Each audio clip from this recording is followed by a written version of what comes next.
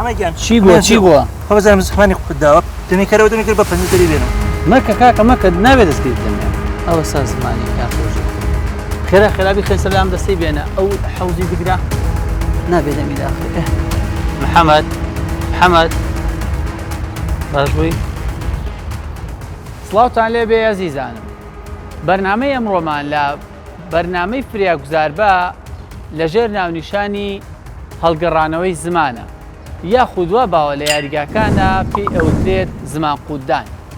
زمان قودان چییە و چۆن ڕۆدا و چی بۆ بکەین بۆ ئەوەی کەوا ژیانی ئەو کەسەی کەوا زمانی هەڵگەڕاوەتەوە پارێزرا و سەلامەت بێت. زمان قودان بریتیە لە نەتوانینی زمان بۆ گەڕانەوەی شوێنە ئاسایەکەی خۆی و خاوبوونەوەی بۆ بەشی پشتەوە کە بە تەواوی ڕێڕەوی هەناسە دابخات.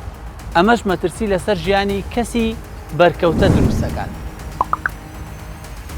هۆکارەکانی چین؟ زۆر جار هۆکارەکانی بەهۆی زەربەیەکەوەی کە بەرسەری کەسەکە بکەوێت یاخود بەوەی هیلاکی زۆرەوە و نەتوانینی زمان بۆ گەڕانەوەی بۆ باری ئاسایی خۆی یاخود هەندێک جار ئەو کەسانی کە تووشی گەشتکا بن واریدا کە کەسەکە تووشی هەڵگەڕانەوەی زمان بێ و زمانی بگەڕێتەوە بەشی پشتەوەی ڕێڕەوی هەناسی.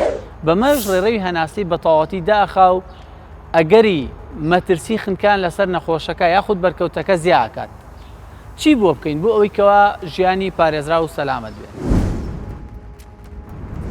فریاگوزاری سەرەتایی بۆ زمان قودان بە تەنها بریتیە لەکردنەوەی ڕێڕەوی هەناسە بە دوو تەکنیکی جیاواز. یەک لە تەکنیکەکان بریتیە لە جەو ثرەست واتە کردنەوەی ڕێڕەوی هەناسە لە ڕێگەی دانانی دەستەوە بۆ ئێسکی شەویلگە بەرەو سەرەوە وەک لەوەی لە گرتەکەیە دیارە. و ڕێگەی دووەم بریتیە لە کردنەوەی ڕێڕەوی هەناسە بە هێتڵ چین واتە سەری قوربانەکە دەوێنە پشتەوە و پاشان لە ڕێگەی چەناگەیەوە کردنەوەی ڕێڕەوی هەناسەی بۆکەین کە بە دوو تەکنیکە ڕاستەوخۆ زمان لە باری خاوبوونەوە دەبێتەوە باری گرژبوون و ڕێڕەوی هەناسە ئەکرێتەوە. پاش ئەم دوو حاڵەتە پاش ئەم دوو تەکنیکە بۆکردنەوەی ڕێڕەوی هەناسە بۆ ئەوەی دڵنیابینەوە لە ڕێڕەوی هەناسەی قوربانیەکە پێویستەکە بیخێنە سەر باری چاکبوونەوە یاخود ڕیکەڤەری پۆزیشن کە لە بەرنامەکانی پێشووترا بە جوانی ڕوونمان کردوێتەوە. ئەم کردنەوەی ڕێڕەوی هەناسەیە مەترسی خنکان لەسەر کەسی بەرکەوتە نایەڵێت و ڕێڕەوی هەناسە بە تەواوەتی ئەکرێتەوە. بەمەش تەندروستی کەسەکە و ژیانی کەسەکە پارێزی.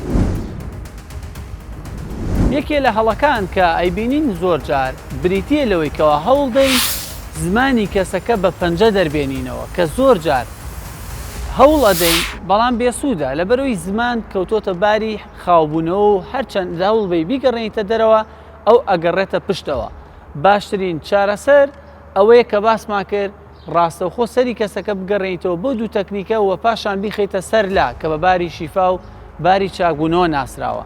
بۆ ئەوی بە دوور بین لەم حاڵەتانە گرنگە زانیاری تەواومان هەبێت لەسەر چۆنیەتی کردەی فریاگوزاری سەرەتایی بە شێوازێکی دروست و هۆشیاریمان زیادکەین لەسەر کردەی فریاگوزاری سەرەتایی بۆ حاڵەتەکان کە بەداخەوە لە ماوەی پێشووترا بیستمان کەوا یاریزانێک لە یاریگاکاندا بۆی هەڵگەڕانەوەی زمان قودانی گیانی لە دەستداوە و نەتوانراوە فریاگوزاری سەرەتایی دروست کە زۆر سادە و ساکارە ژیانی کەسەکە پێی بپارێزیت گیانی لە دەستدا بوو. ئەو بۆیە دووبارەیەکەینەوە ومن ئەحیاها فەکەئەنەما ئەحیا الناس جەمیعا. هەمیشە تەندروست بن. سمارت وەرچەرخانە.